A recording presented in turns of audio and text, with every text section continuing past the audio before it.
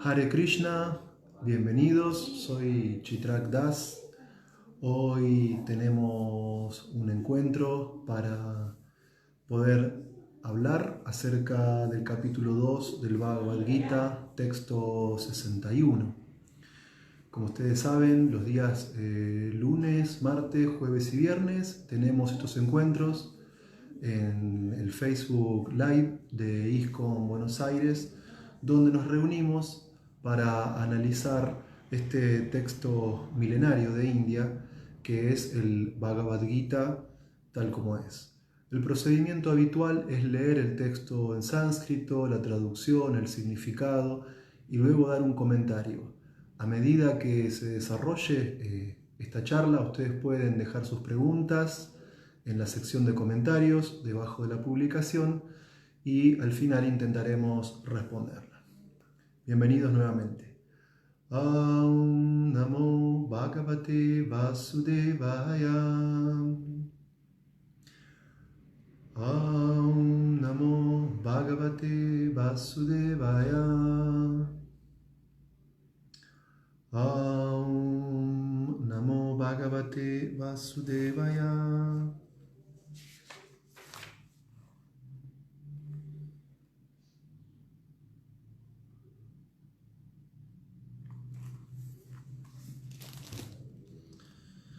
Tani sarvani samyamya yukta asita mat paraha vashehi yasindriyani tasya prajna pratishtita. Traducción: aquel que restringe los sentidos manteniéndolos totalmente bajo control y fija su conciencia en mí es conocido como un hombre de inteligencia estable. Significado: en este verso se explica claramente que el estado de conciencia de Krishna constituye el más alto concepto de la perfección del yoga. Y a menos que uno esté consciente de Krishna, es absolutamente imposible controlar los sentidos. Como se citó anteriormente, el gran sabio Durvasa Muni riñó con Maharaj Ambarish y por orgullo se enojó innecesariamente, a raíz de lo cual no pudo contener los sentidos. En cambio, el rey, aunque no era un yogi tan poderoso como el sabio, sino un devoto del Señor, toleró silenciosamente todas las injusticias del sabio y en virtud de ello salió triunfante. Como se menciona en el Srimad Bhagavatam 9, 4, 18, 20, el rey pudo controlar los sentidos gracias a las cualidades siguientes. Savai Mana Krishna Padaravindayor Vachamsi Vaikunta Gunarnuvartane Karau Hare Mandira Marjanadishu Shrutim Chakaryachyuta Sat Katodaye Mukunda Lingasya Darshanadrishau Tad Bhaktya Gatras Parshe Nangasangam. Disculpen, está muy chiquita para mí la letra del Bhagavad Gita, así que voy a omitir esta parte del sánscrito, voy directamente a la traducción que da Prabhupada de este pasaje del Bhagavatam. El rey Ambarish fijó la mente en los pies del loto del Señor Krishna.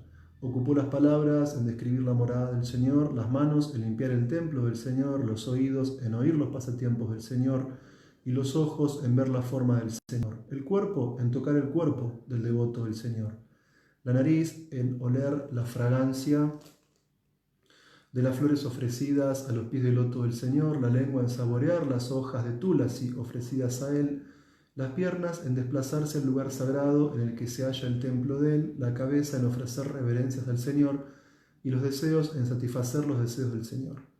Y todas estas cualidades hicieron que fuera apto para convertirse en un gran devoto Matpara del Señor. La palabra Matpara es de lo más significativa en relación con esto. En la vida de Maharaj Ambarish se describe la manera en que uno puede convertirse en un Matpara. Srila Baladeva Vidyabhushan, un gran erudito y acharya de la línea Matpara, señala una frase en sánscrito: los sentidos pueden llegar a controlar por completo únicamente en virtud del poder del servicio devocional que se le presta a Krishna. También se da el ejemplo del fuego. Así como un fuego ardiente quema todo lo que haya en un cuarto, del mismo modo el Señor Vishnu situado en el corazón del yogi, quema toda clase de impurezas. Este Yoga Sutra también, y no en la meditación en el vacío, los supuestos yogis que meditan en algo que no está en el plano de Vishnu simplemente pierden el tiempo en una vana búsqueda de algo fantasmagórico. Tenemos que estar constantemente conscientes de Krishna, consagrados a la personalidad de Dios. Esa es la finalidad del yoga. Y el texto es: aquel que restringe los sentidos, manteniéndolos totalmente bajo control y fija su conciencia en mí, es conocido como un hombre de inteligencia estable. Nama Om Vishnu Padaya Krishna Prestaya Bhutale Srimate Hanumat Prasad Swamin Itinamine Panchakalpa Taruvyascha Kripa Sindhuvya Evacha Patitanam Pavanebhyo Vaishnavebhyo Namo Namaha. Muy bien, nuevamente bienvenidos a estas clases sobre el Bhagavad Gita tal como es. Quiero agradecer a las autoridades de ISKCON Argentina que están organizando estos programas. También quiero agradecer a los oradores previos, que es un placer siempre escucharlos y aprender de ellos. Hoy estamos en el capítulo 2, en el texto 61, y nos está hablando de los sentidos, el control de los sentidos, y reiteradas veces en el texto de hoy aparece la palabra yoga. ¿Sí? Hoy en día el yoga o yoga, como a veces se pronuncia, si bien es una actividad que tiene sus orígenes en las culturas de Oriente, el término yoga y la práctica del yoga también es muy frecuente en el mundo occidental. A veces sucede que, por ejemplo, ingreso en alguna de mis redes sociales y me encuentro con alguna solicitud de amistad donde la persona que me la envía practica yoga, algún tipo de yoga, algún tipo de meditación. Es más, recuerdo cuando era estudiante, una de mis profesoras solía contar que ella practicaba yoga, que tenía una profesora, que tantos días a la semana ella iba a poner en práctica esta actividad, porque si bien el yoga tiene sus raíces filosóficas en Oriente, en Asia y también concretamente en India, hoy yoga es un término, es una práctica que está difundida a lo largo del mundo y que se ejercita en diferentes variables, en diferentes modalidades de yoga. Si vamos al aspecto técnico, la palabra yoga es un término sánscrito. Y como todos los términos sánscritos es altamente polisémico, tiene muchos significados. Yoga, por un lado, puede significar unir. Yoga también quiere decir conectar. Mi maestro espiritual muchas veces dice que yoga también tiene que ver con el religar, ¿sí? Tiene que ver con el contacto que se establece entre el ser individual y el ser supremo. Entonces, cuando uno se acerca al yoga, cuando uno se acerca a las diferentes escuelas de yoga, es evidente que se obtienen diferentes tipos de beneficios. Esto hay que destacarlo porque el yoga es algo muy saludable, muy importante. Sin embargo, el yoga alcanza una mayor relevancia cuando uno puede comprender en profundidad de qué se trata dicho proceso. Es decir, siempre que uno tiene algún tipo de contacto con el yoga, va a obtener también algún tipo de beneficio. Pero el beneficio completo del yoga se logra cuando hay una conciencia profunda respecto de la práctica que se está ejecutando. Y esto nos lleva a plantearnos, en pos de lograr esa comprensión profunda, al menos 3 preguntas que podrían operar como caminos a seguir en este intento de comprender qué es el yoga. Número 1, ¿para qué practicar yoga? ¿Sí? ¿Cuál es el punto de partida o lo que espera recibir una persona desde el momento en que inicia una práctica del yoga? Obviamente, tras aclarar esta intención inicial, lo importante es el yoga en sí. Y a partir de ahí se presenta una segunda pregunta: ¿cómo practicar yoga? ¿Cuáles son sus procesos? ¿Qué elementos se ponen en juego dentro de la práctica del yoga? Y un tema no menos importante que da lugar a una pregunta es, ¿y cuál es el objetivo o cuál es la meta de la práctica del yoga? Entonces, en primer lugar, hay personas que se acercan a la práctica del yoga deseando obtener diversos resultados, como por ejemplo elasticidad física, como por ejemplo bienestar corporal, bienestar mental, también una sensación de bienestar psicológico de la práctica del yoga. Es decir, el yoga en sus diferentes procesos, el yoga en sus diferentes modalidades, siempre permite optimizar de alguna manera las diferentes capacidades que poseemos nosotros como seres humanos. Entonces, del yoga se derivan toda una serie de beneficios. Ahora, si bien en las versiones del yoga que conocemos hoy en día en el mundo occidental se pueden obtener diferentes beneficios, en general esos beneficios suelen ser beneficios materiales. Es decir, son beneficios relacionados con el cuerpo físico o con la mente sutil. Y eso es muy importante y no es poca cosa. O sea, la práctica del yoga tal como lo conocemos hoy en día, indudablemente tiene un valor, tiene una relevancia, marca una diferencia el hecho de practicar yoga respecto de aquel que no lo lleva a cabo. Ahora, si queremos efectuar una introducción a un estudio más profundo del yoga, en los antiguos textos de la India, como el Bhagavad Gita, que es un diálogo que se estableció en el campo de batalla de Kurukshetra entre Krishna y Arjuna, hace más de 5000 años, se describen diferentes procesos de yoga. Es más, si uno comenzase a profundizar en la lectura de los textos sánscritos, podríamos también remontarnos hacia el Srimad Bhagavatam, que es una obra que tiene aproximadamente 18.000 shlokas en sánscrito, mientras que el Bhagavad Gita tiene solo 700, y mientras que el Bhagavad Gita se presenta, el Bhagavad Gita tal como es, en una versión de un solo tomo, el Srimad Bhagavatam son aproximadamente 12 cantos, que en la edición actual son más de 15 tomos, o están alrededor de eso. Y en el Srimad Bhagavatam también nos encontramos con la descripción de diferentes procesos de yoga.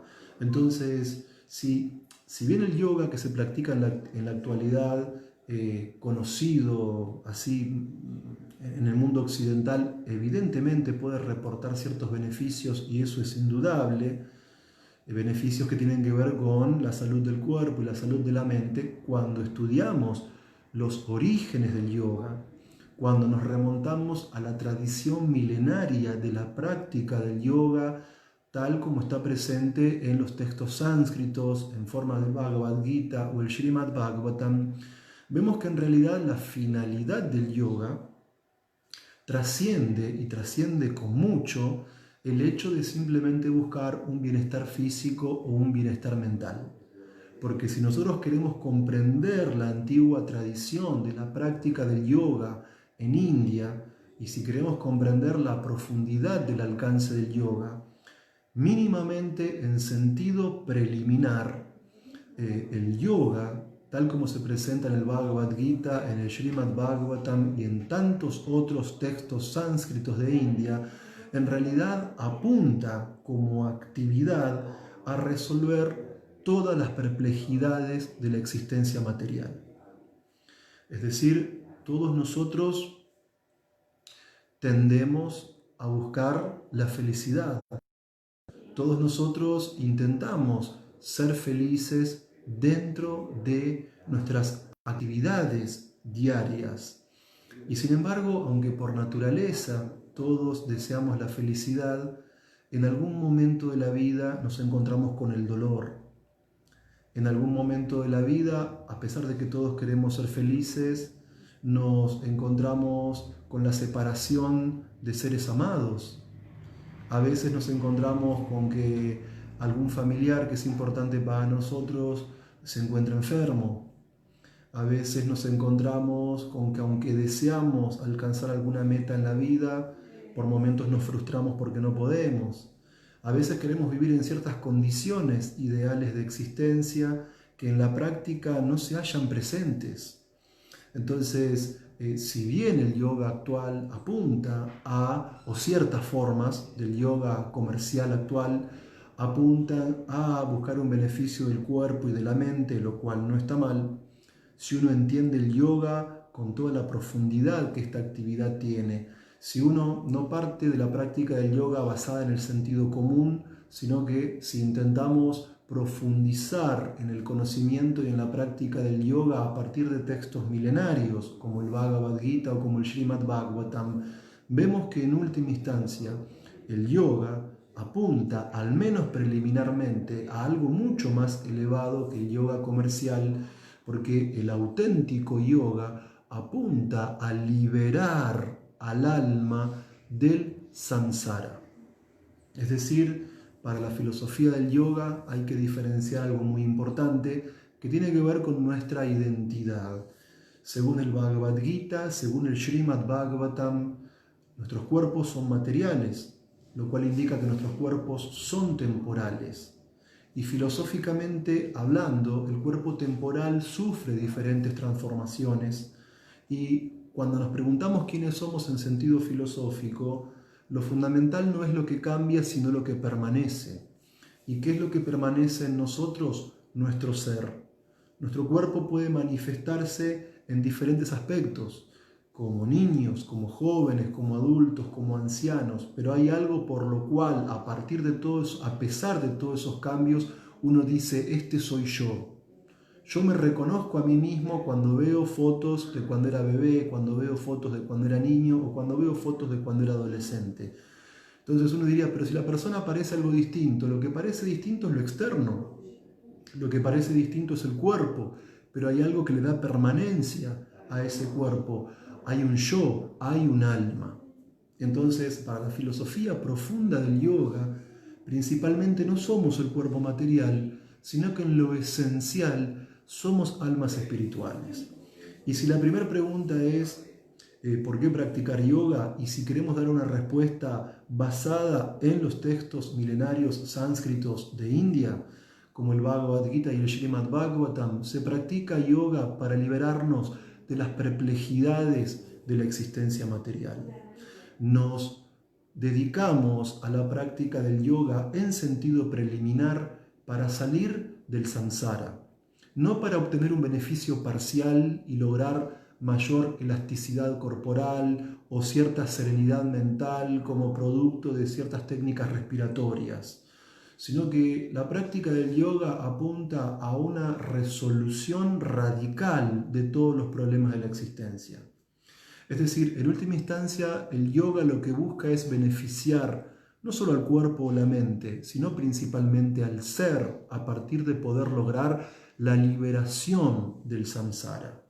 Es decir, como se afirmaba previamente en base al Bhagavad Gita, el cuerpo es material y es temporal y no es lo que somos en sentido absoluto, sino que lo que somos de manera constante e ininterrumpida y en sentido permanente es el principio activo que le da vida al cuerpo, el alma. Entonces, el alma atraviesa dentro de un cuerpo por el nacimiento. Nosotros formamos partes de familias, descendemos de ciertos padres, todos tenemos experiencia de haber tenido que nacer. Y mientras estamos en este cuerpo, pasa el tiempo, el cuerpo se transforma, el tiempo cambia, comenzamos a envejecer, ya no vemos igual que antes, ya no oímos igual que antes, no tenemos la misma fuerza física que antes y el cuerpo comienza también a enfermarse. Aparecen problemas que tienen que ver con el cuerpo en sí, con el cuerpo burdo, o problemas que tienen que ver con la mente o con las emociones, porque comenzamos a extrañar a miembros de la familia que no están con nosotros. Y llega un punto que también uno se angustia porque puede prever que este cuerpo va a llegar a su fin. Entonces, el último cambio que padece el cuerpo es la muerte. Pero la cuestión no termina ahí, porque como el alma es espiritual, debido a ciertos factores como el karma y todo lo demás, el alma tiene que reencarnar nuevamente en nuevos cuerpos materiales para nacer, para envejecer, para enfermar, así sucesivamente. Entonces, cuando queremos entender el yoga en toda su plenitud, cuando queremos entender las bases milenarias del yoga, tal como están presentes en el Bhagavad Gita y en el Srimad Bhagavatam, en realidad a lo que apunta el yoga es a liberar al alma del cuerpo y a liberar al alma de la reencarnación. Es decir, el yoga apunta a salir del ciclo del nacimiento y la muerte. Si nosotros nos planteamos o queremos dar una respuesta al segundo interrogante, ¿cómo practicar yoga? Bueno, por supuesto, hay muchas prácticas de yoga que se conocen en Occidente y hay muchas prácticas de yoga en Oriente que acá no son tan conocidas, pero que son también igualmente válidas. Es decir, el yoga involucra diferentes actividades, diferentes acciones, diferentes prácticas. Ahora, independientemente de eso, ¿qué es lo que tiene en común cualquier proceso de yoga? A pesar de todas sus diferencias, hay un común denominador. Y en el yoga hablamos de un concepto fundamental que es disciplina. En el yoga hay una práctica metódica, organizada y disciplinada. Podemos hablar de un tipo de yoga o de otro. Podemos hablar de una escuela de yoga o de alguna distinta. Pero todas las prácticas genuinas y auténticas de yoga implican poner en marcha un proceso de disciplinamiento. Y tal como leíamos en el texto de hoy, la práctica del yoga, al asociarla a la idea de disciplina, implica un cierto control de la mente e implica también un cierto control de los sentidos.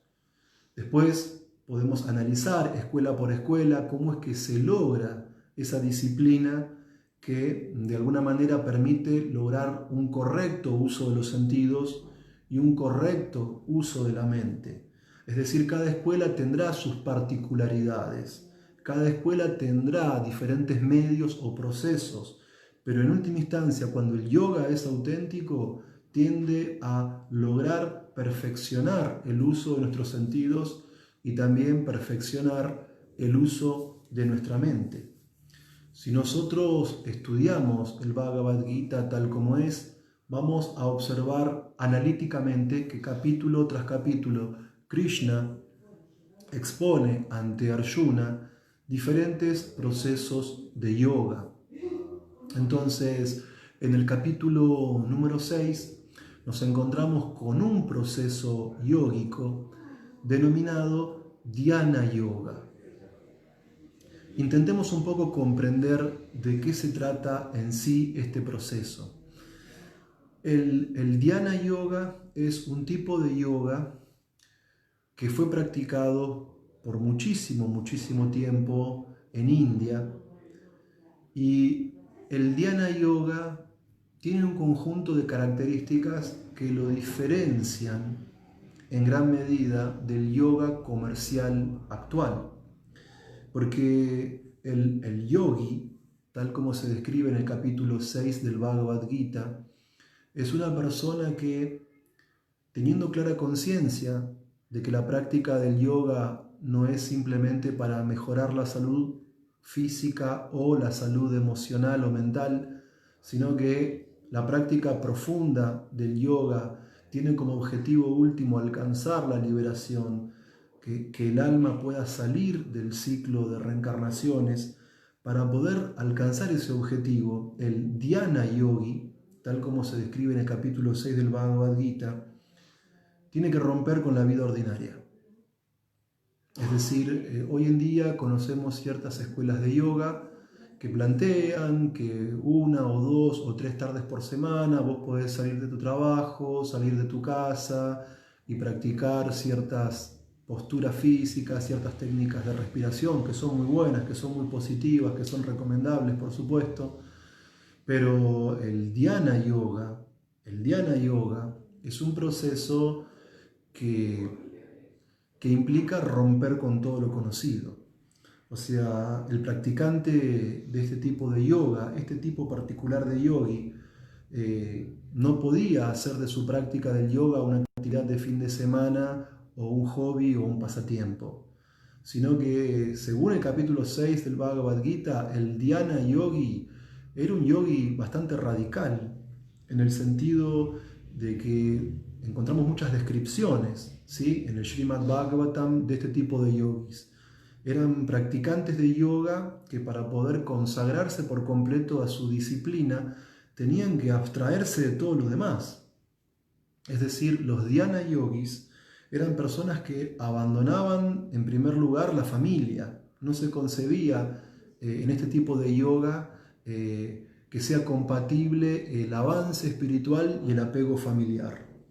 Es decir, el dhyana yogi tenía que romper los lazos de afecto con su esposo o con su esposa o con sus hijos o con sus nietos y en primer lugar tenía que practicar un proceso muy extremo de renunciación, porque había que abandonar el hogar, había que abandonar la familia, había que abandonar los afectos en este tipo de práctica de yoga. No es que uno podía dedicarse a ella a la tarde cuando salía del trabajo, con un grupo de amigos, sino que también implicaba al practicante de este tipo de yoga dejar de lado sus deberes de varnashram. Si era un rey, si era un gobernante, tenía que abandonar el trono, tenía que abandonar sus milicias, tenía que abandonar sus caballos, su todo, y apartarse de la familia, apartarse de su deber prescrito de Varna, y obviamente tenía que apartarse de la sociedad. ¿Sí? Estos grandes yogis, tal como lo vemos en el Srimad Bhagavatam, iban a los bosques, a las selvas, a los desiertos, a las montañas.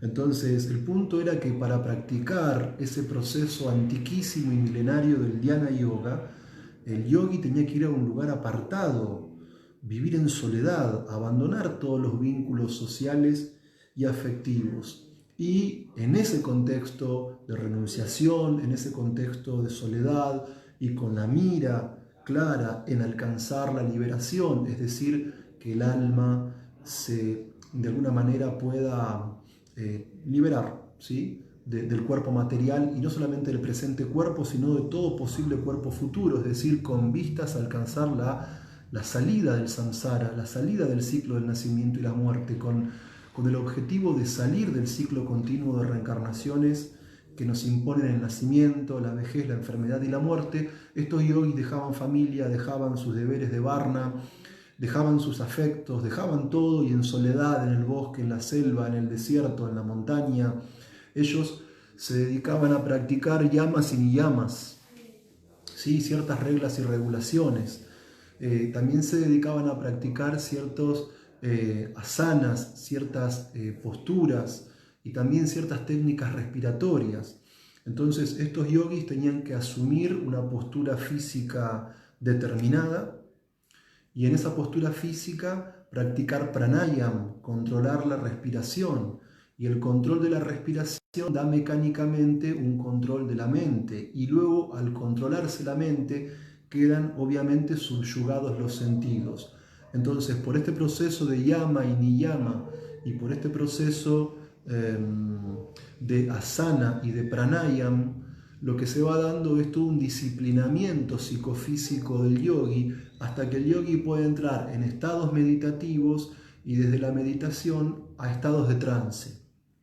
Entonces, este tipo de yoga no podía practicarse a la salida del trabajo o un fin de semana entre amigos, sino que implicaba una renunciación completa a la realidad, implicaba un apartarse de la familia, de los afectos, de los deberes sociales de cada uno, y exigía una consagración completa. Y aparte, una consagración completa que, si leemos el Srimad Bhagavatam, duraba por una cantidad muy prolongada de años, pero muy prolongada de años.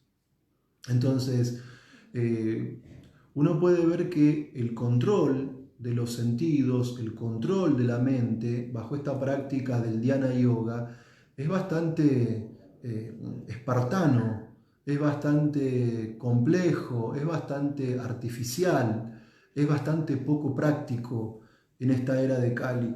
Es más, como leímos en el significado de hoy, Srila Prabhupada nos contaba una historia del Srimad Bhagavatam, canto noveno, capítulo cuarto, ¿sí? Donde se da el encuentro entre Durvasa Muni y Maharaj Ambarish.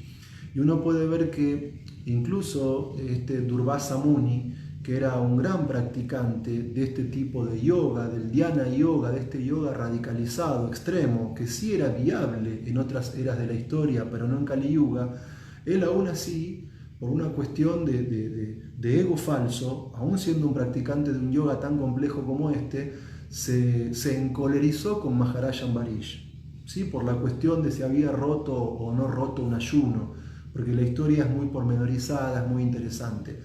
Entonces, esta práctica del yoga es inviable en la actualidad, es compleja, es artificial y aún así ni siquiera nos asegura un control real de los sentidos y de la mente.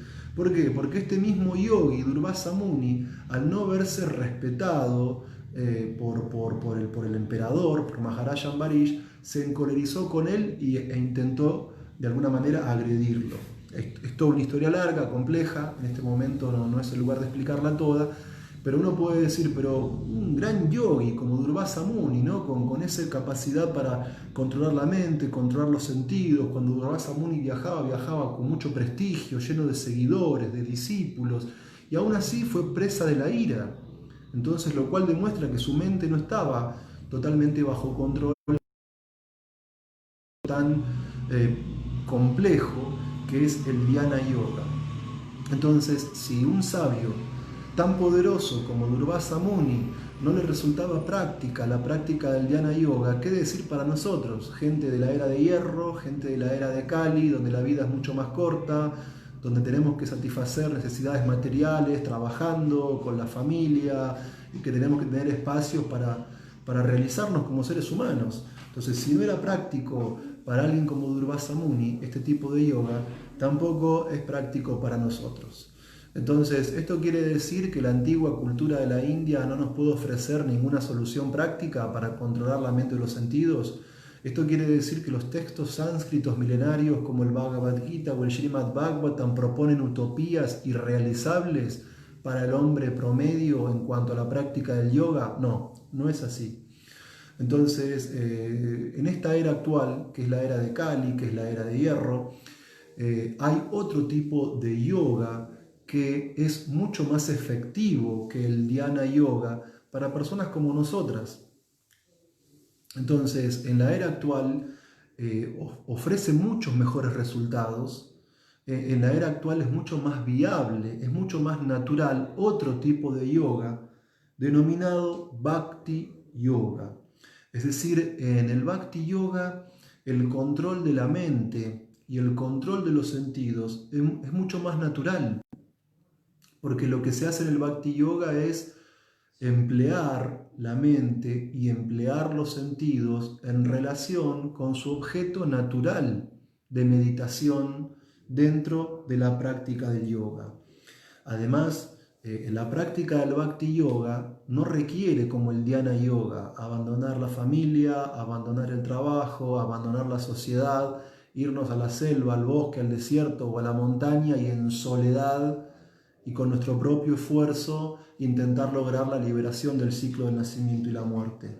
Sino que el Bhakti Yoga es un tipo de yoga que en nuestro contexto cotidiano de vida puede ponerse en práctica y darnos la posibilidad de alcanzar la perfección más elevada.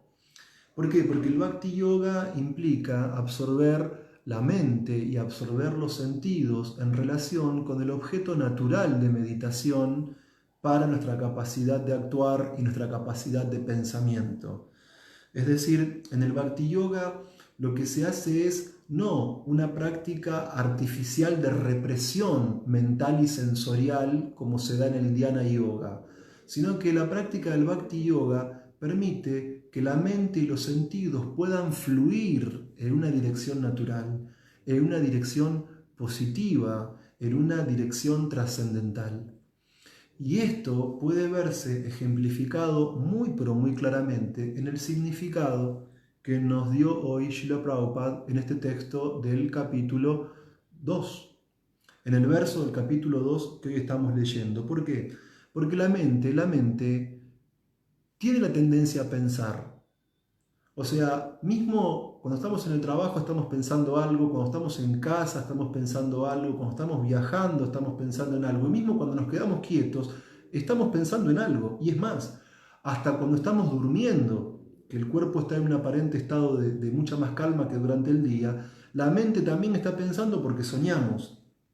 Entonces, en vez de ponernos artificialmente como ciertos yogis a decir, no voy a pensar, no voy a pensar, o artificialmente a decir, voy a poner la mente en blanco, o artificialmente a decir, voy a absorber mi mente en el vacío o en algo impersonal, eso es una quimera. La mente tiene que pensar, porque es la función de la mente. Entonces, en el ejemplo de Maharaj Ambarish, que encontramos en el significado de hoy, lo que Maharaj Ambarish hizo no es reprimir su mente, no es poner la mente en blanco, no es poner la mente en el vacío o en algo impersonal.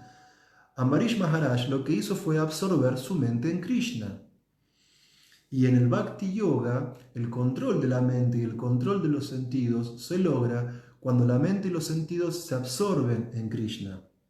Según el néctar de la devoción, una característica de Krishna es Navayauvanam. Muchas veces, por ejemplo, algunas tradiciones religiosas, cuando piensan a Dios, piensan en alguien viejo, de pelo canoso, de barba larga, con túnica blanca, juzgando a algunos, castigando a otros, diciendo vos esto, vos lo otro, vos debés, vos debés, vos debés.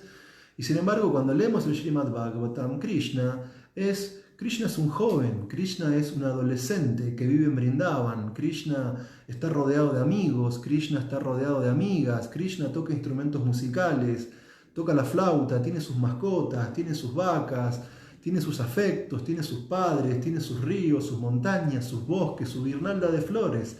Entonces es normal para la mente absorberse en Krishna. Es normal el control de la mente y de los sentidos que se logra en la práctica del Bhakti Yoga. Y así es como lo logró Maharaj Ambarish. Entonces, Maharaj Ambarish, en vez de irse a un lugar apartado y dejar todo, él utilizó sus sentidos de su mente de manera positiva. Es decir, él ocupó sus piernas, y la función de las piernas es la de trasladarnos. La función de las piernas es la de ejercer un movimiento. ¿Y para qué utilizó las piernas Maharaj Ambarish? De un modo natural. No dijo, me voy a quedar quieto, me voy a sentar acá en esta posición incómoda, como la que asumió Hiranyakashipu según el Srimad Bhagavatam. No, Maharaj Ambarish pensó con su mente en Krishna y con sus piernas fue al templo de Krishna. Y obviamente Maharaj Ambarish, cuando llegó al templo de Krishna, empleó su cabeza en ofrecer reverencias a la suprema personalidad de Dios, en forma de la deidad. Y naturalmente Maharaj Ambarish utilizó sus ojos en absorberse en esa bellísima forma de la deidad. Y obviamente Maharaj Ambarish ocupó su sentido del olfato no en un desapego extremo, en no disfrutar de nada, sino que pudo disfrutar con su sensación del olfato el aroma del incienso y de las flores ofrecidas a la deidad del templo.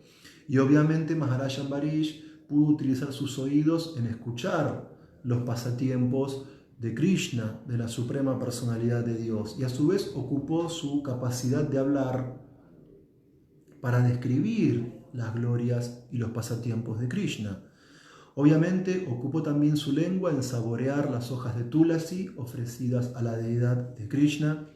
Ocupó sus manos en limpiar en el templo de la deidad. También ocupó sus brazos, su cuerpo en abrazar a los Vaishnavas. Y ocupó sus deseos en satisfacer los deseos del Señor. Entonces, como podemos ver, el término yoga y la práctica del yoga hoy en día es tanto común en Oriente como en Occidente. Y si bien diferentes personas buscan diversos beneficios en el yoga, si analizamos la tradición profunda del yoga, no desde el sentido común, sino desde los textos milenarios como el Bhagavad Gita o el Srimad Bhagavatam, el yoga es para alcanzar la liberación, para que el alma no quede sometida al cuerpo, para que el alma no quede sometida a las diferentes complejidades por las que atraviesa el cuerpo. Y en ese sentido podemos ver que el yoga siempre requiere de cierta disciplina del control de la mente y de los sentidos. Como vimos en el capítulo 6 del Bhagavad Gita se describe el Dhyana Yoga, esa cuestión que implica abandonar familia, trabajo, sociedad y hacer austeridades extremas, sumamente renunciadas. Eso hoy en día no le ha funcionado a muchos yogis, ¿sí? Porque podemos ver la caída que tuvo Durvasa Muni, porque podemos también en el Srimad Bhagavatam ver la caída de esa práctica del yoga que tuvo Bharata Maharaj. Y hoy obviamente vemos que el control de la mente y de los sentidos es artificial en el Dhyana Yoga, pero aún así hay un camino positivo a recorrer. No es que el Bhagavad Gita o el Srimad Bhagavatam hablan de utopías del pasado y a nosotros nos dejan por fuera de la posibilidad de liberarnos o autorrealizarnos, sino que en los tiempos presentes, donde uno estudia, donde uno trabaja, donde uno tiene familia, donde uno tiene que recrearse, la práctica actual del yoga, que tiene toda la potencia para darnos el beneficio completo del yoga, es el Bhakti Yoga. En el Bhakti Yoga, el control de la mente y de los sentidos es natural, es espontánea y hasta es placentera.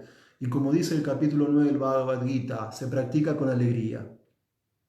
Todos tenemos experiencia de haber ido a un templo de ISKCON y tener la oportunidad de utilizar nuestra cabeza para postrarnos ante la deidad de Prabhupada o en Buenos Aires ante Shri Gornitai y poder utilizar nuestra capacidad de mirada y de visión para poder ver lo bellas que están las deidades del templo, lo bien que los brahmanas adoran la deidad, y mientras los brahmanas hacen el arti, hemos podido disfrutar del aroma del incienso ofrecido a la Suprema Personalidad de Dios, y también hemos podido oler las flores ofrecidas al Señor, y hemos también podido junto a los Vaishnavas, esos amigos y amigas que hay en el templo, encontrarnos en la entrada y saludarnos y tener relaciones sociales, humanas, no artificiales como las que plantea el Dhyana Yoga. Y al encontrarnos con amigos y con amigas en el templo, sentarnos tras ofrecer reverencias a Prabhupada, tras ofrecer reverencias a Shri Gornitai, y todos juntos cantar Hare Krishna. Y qué placer escuchar la mridanga y el armonio y las cártalas y absorber la mente en cada nombre, Hare Krishna y Rama, cuando cantamos Hare Krishna, Krishna Krishna, Hare Hare, Hare Rama, Rama Rama, Hare Hare. Y naturalmente cuando cantamos Hare Krishna, recordamos Vrindavan, recordamos a Krishna, a Balaram, sus amigos, Govardhan, el Yamuna, los pavos reales, los bosques, los pájaros que cantan en diferentes clases de melodías, y lo experto que es Krishna tocando la flauta, y cómo se llenan todos de éxtasis en Vrindavan, tanto las criaturas vivientes móviles e inmóviles, cuando Krishna toca la flauta, y recordamos cómo las gopis, al escuchar el sonido de la flauta, dicen que la más elevada perfección de la vista es ver a Krishna, a Balaram y a sus amigos entrando en los bosques de Vrindavan para cuidar vacas. Entonces, en el Bhakti Yoga el control de la mente y los sentidos es natural, porque no hacemos austeridades artificiales, porque concentramos la mente y los sentidos en Krishna mediante el servicio devocional.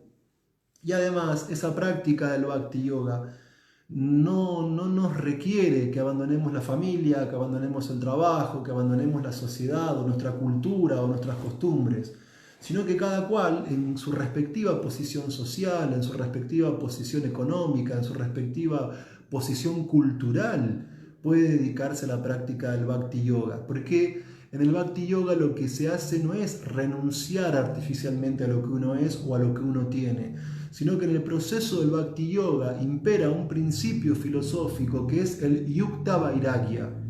Yukta Vairagya es un término sánscrito que significa renunciación positiva, mientras que el Dhyana Yogi, que se describe en el capítulo 6 del Bhagavad Gita, tiene que dejar familia, trabajo, amigos, deberes sociales y todo lo demás, y artificialmente abandonar todo. El Bhakti Yogi logra una renunciación, pero logra una renunciación positiva. ¿Por qué? Porque lo que hace es emplear todo en la conexión con el Supremo. Es decir, el Bhakti Yoga utiliza su tiempo, sus recursos, sus bienes, sus pensamientos, su deseo, su amor en relación con Krishna. Y esto mantiene esa unión constante entre el ser individual y el ser supremo, porque el Vaishnava puro no puede olvidar a Krishna ni por un instante. ¿Por qué? Porque lo que lo mueve es el amor. Y el amor es una fuerza natural, no es artificial, como la renuncia austera del Dhyana Yoga. Es decir, hay una letra de una canción que dice: no se puede vivir sin amor. Todos requerimos amor. ¿Sí? Todo lo que necesitas es amor. All you need is love. Entonces, en el Bhakti Yoga canalizamos nuestra tendencia a amar renunciando de un modo positivo, conectando todo lo que hacemos en un acto de ofrenda amorosa a Krishna, al Maestro Espiritual y a los Vaishnavas. Entonces, un punto importante es que uno debe desarrollar en la práctica del Bhakti Yoga una inteligencia estable. Esta inteligencia estable es la capacidad de deliberación que tenemos todos para ver cómo conectamos cada una de nuestras acciones, de nuestros pensamientos, de nuestros sentimientos y de nuestros deseos en relación con Krishna. Entonces, la práctica del yoga, si bien superficialmente puede ofrecernos ciertos beneficios físicos y mentales, la práctica real del yoga no apunta a obtener disfrutes materiales. La práctica profunda del yoga tampoco apunta a lograr ciertos siddhis o ciertas perfecciones místicas como resultado del proceso de yoga. La práctica del yoga no es tampoco para poner la mente en blanco o meditar en el vacío o en alguna quimera de tipo impersonal, sino que la práctica del yoga en sentido preliminar apunta a lograr que el alma salga del ciclo del nacimiento y la muerte y evitar la reiteración de dicho ciclo del nacimiento y la muerte. Es decir, una vez que la práctica del yoga avanza más allá de la liberación, que es solamente un subproducto, la práctica auténtica del yoga es lograr un estado superior de conciencia. La práctica del yoga implica alcanzar un estado de conciencia divina, es decir, la práctica del yoga implica a la obtención de un estado de conciencia de Krishna, para absorbernos en el nombre, en la forma, en las cualidades, en los pasatiempos de Krishna. Y en este sentido, lo que vincula al ser individual con el ser supremo es un estado de amor trascendental. Y en eso consiste la esencia y el máximo beneficio y la suprema perfección del yoga. Esto es todo, muchas gracias, Hare Krishna, todas las glorias a Srila Prabhupada y a los devotos reunidos. Quisiera saber si hay alguna pregunta o algún comentario. Veamos. Entonces, bien, saludos para Daneshwara Prabhu, Anabel Yoga. Dejo una pregunta para el espacio. Hace pocos meses estoy conociendo sobre alimentación vegetariana. Desde marzo que vine haciendo cambios para mejorar mi alimentación. Comencé... Está un poquito difícil leer esto. Bueno, vitaminas, nutricionistas, una dieta vegetariana. Por ahora estoy poniendo en práctica alimentación vegetariana. Quiero saber si el templo se dan charlas sobre nutrición. Bueno, ahora en el templo lamentablemente está cerrado por la cuestión del aislamiento social, pero sí se suelen dar cursos de cocina. Por supuesto que sí, los cursos se suelen dar en el instituto que está al lado del templo, Naturaleza Divina, pero como ahora está cerrado el templo, lo que se puede recomendar es la lectura de varios libros publicados por el templo. Uno es Un gusto superior, otro creo que es Fantasía vegetariana. O sea, sí, cuando se reabra el templo seguramente se van a reabrir los cursos de cocina vegetariana, pero si no por ahora no se puede abrir, están los libros de cocina vegetariana que han editado los Vaishnavas del templo. Así que ahí hay otra opción, ¿sí? Bien, saludos para Carolina Frank, para Triangulito Escuelita. Bueno, reverencias para todos. saludos. Ekendra, Fag, Bruno Carminati, también saludos. Anabel Yoga, también saludos. Amritananda Das, reverencias. Krishna Balaram Lázaro, reverencias también. Laura Freasa, también reverencias. Bruno Carminati. Nahuel Marín Leiva. Néstor Darío Bancalari, un amigo, reverencias para Hugo, abrazo grande. Claudia Corradi, Andrés Peloso, Amritananda de vuelta. Bien, lo que veo son principalmente saludos, no encuentro muchas preguntas. Estoy transmitiendo con el celular, eso complica un poco también leer la sección de comentarios. Fab Fornoni, reverencias también. Bueno, David Barrera, Anabel. Bien, creo que no hay ninguna. Kendra Das, Edgardo Burgos, también saludos. Sabrina Segovia, Hare Krishna, Impresos Da. Muy bien. Anabel Yoga.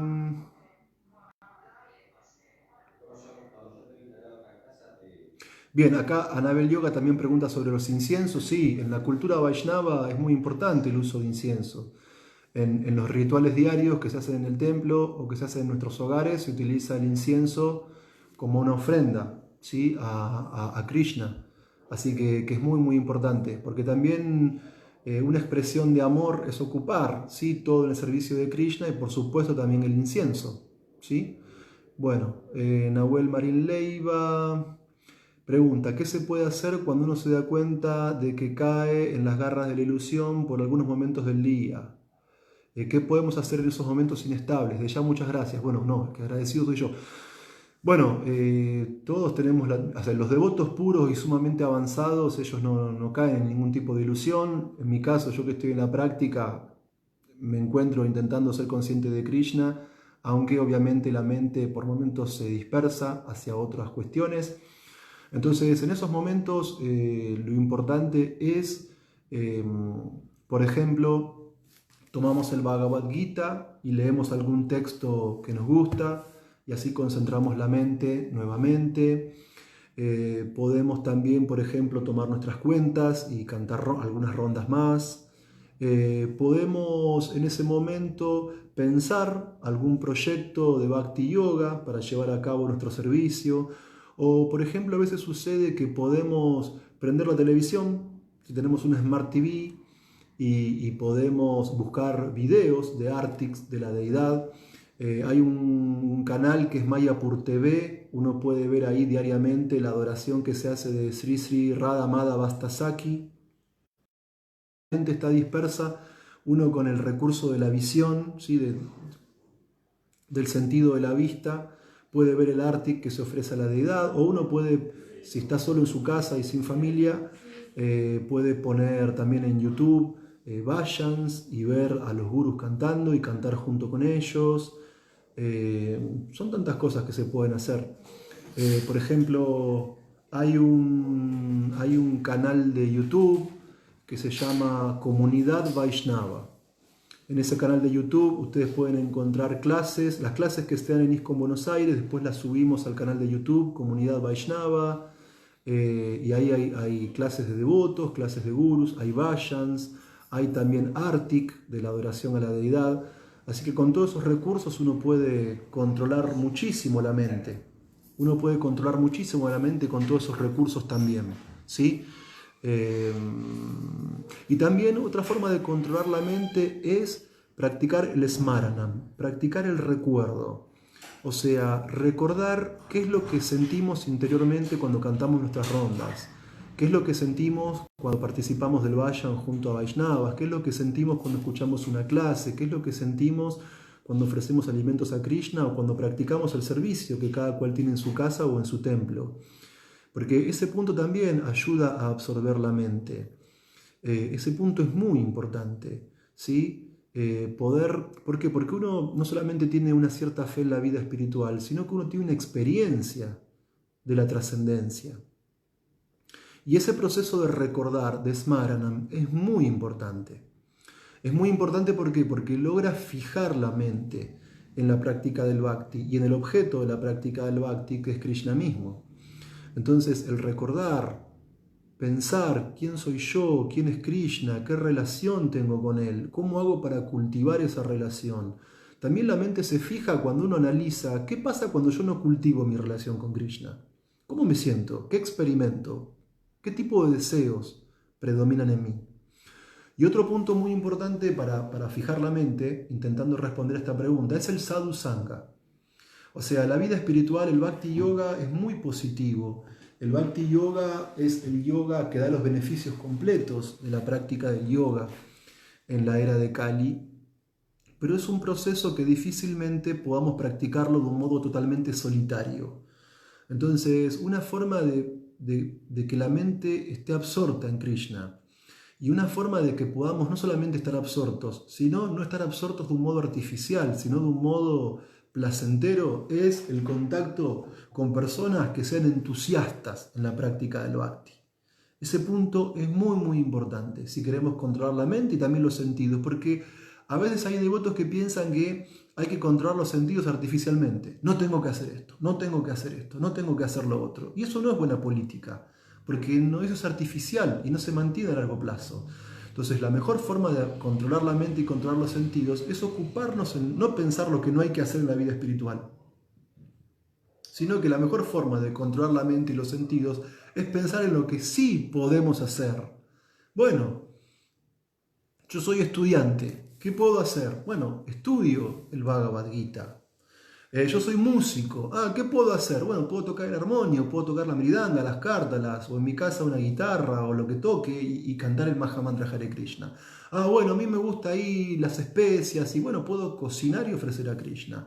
Bueno, a mí me gusta mucho trabajar y hacer dinero. Bueno, bárbaro, trabaje, haga dinero y done una parte de ese dinero al templo para que puedan mantener a las deidades, o a un amigo de confianza que sabemos que tiene un programa y que va a utilizar ese dinero para comprar boga, para comprar incienso, orar a la deidad, hacer programas, o uno mismo puede reservar una parte de su dinero para en su propia casa organizar un programa, invitar amigos a cantar Hare Krishna, a leer el Bhagavad Gita, a hacer preguntas, a tomar prasadam.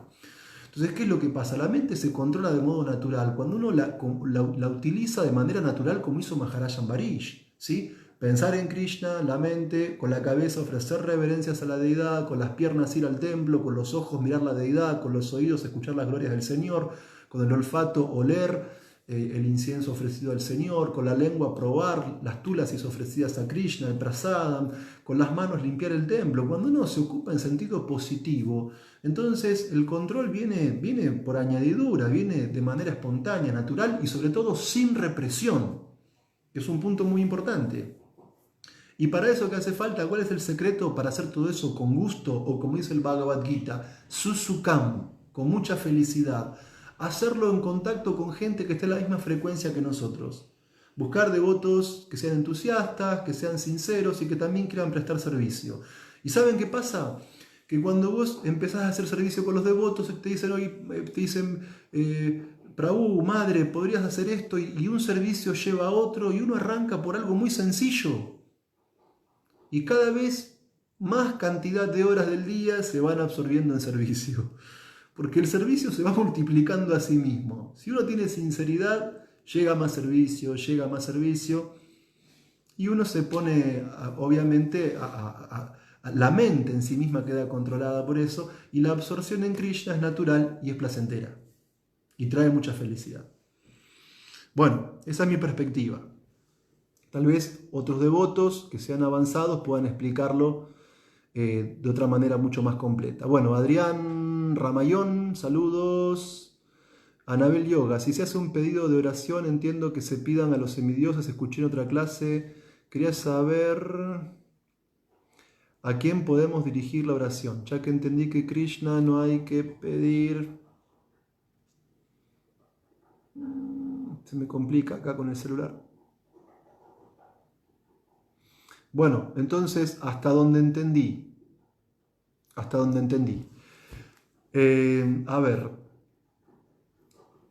dentro por ejemplo, del Bhagavad Gita y del Srimad Bhagavatam, nos encontramos con diferentes niveles de práctica de Bhakti Yoga.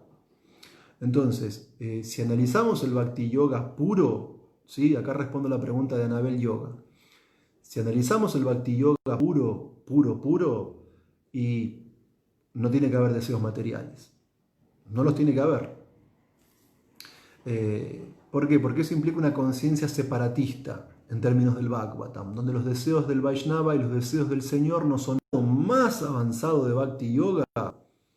Uno quiere ser un sirviente de Krishna, como dice Chaitanya Mahaprabhu, nacimiento tras nacimiento. O sea, ni siquiera uno está sirviendo a Krishna por lograr la liberación. Tengo que nacer de vuelta, tengo que enfermar de vuelta, envejecer de vuelta, morir de vuelta, no me importa mientras sirva a Krishna. Bueno, a mí eso me queda gigante, eso a mí me queda enorme, no estoy en ese nivel. Es el nivel de devoción pura de Chaitanya Mahaprabhu. Pero, ¿sí? En el nivel más avanzado de Bhakti Yoga, uno sirve a Krishna nacimiento tras nacimiento, ya sea que Krishna esté presente a tu lado o ya sea que estés sintiendo separación de Krishna y eso te rompa el corazón.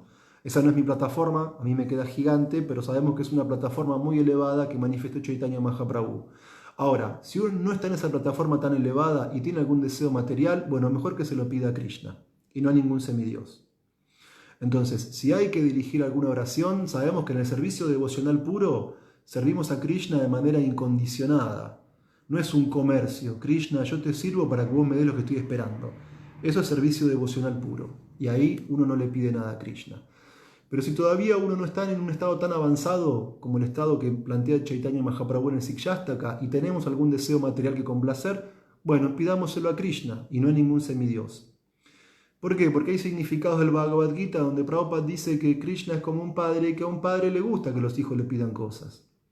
Entonces podemos también pedirle a Krishna nuestros deseos, pero no es una plataforma muy avanzada de servicio devocional. No es la plataforma ideal, no es el ideal que nos trajo Srila Prabhupada o Chaitanya Mahaprabhu, pero si tenemos algún deseo material que complacer, podemos recurrir a Krishna y no a un semidios. Bueno, reverencias también para Juan Irala, Anabel Yoga, la diferencia entre ser vegetariano y ser vegano. Bueno, en general, vegetariano o lacto-vegetariano consume alimentos como verduras y cereales y también leche y derivados de la leche. Eso es el lacto-vegetariano y si lo ofrecemos a Krishna es prasadam, porque más importante que ser vegetariano o que ser vegano, lo importante es que los alimentos que nosotros tenemos, hagamos de ellos una ofrenda amorosa a Krishna. Entonces el vegetariano o lacto-vegetariano consume lo que dije previamente y el vegano no consume ningún derivado de la leche. Bueno, entonces Juan Irala Prabhu, reverencias, Hare Krishna, Anabel Yoga, José Lofrano, también reverencias, José Lofrano, bueno, saludos, Triangulito Escuela, nuevamente saludos. Bueno, no veo que no hay ninguna pregunta más. Así que les agradezco muchísimo por ocuparme en servicio. Gracias por darme esta oportunidad de haber leído el Bhagavad Gita, de haber intentado preparar la clase de hoy gracias sobre todo por darme la oportunidad de poder practicar servicio a ustedes, a mi maestro espiritual, a Prabhupada y a la asociación discipular. Muchas gracias por las preguntas y por los comentarios y por los saludos. Todas las glorias a Srila Prabhupada y todas las glorias a los devotos reunidos. Hare Krishna. Aum Tat Sat.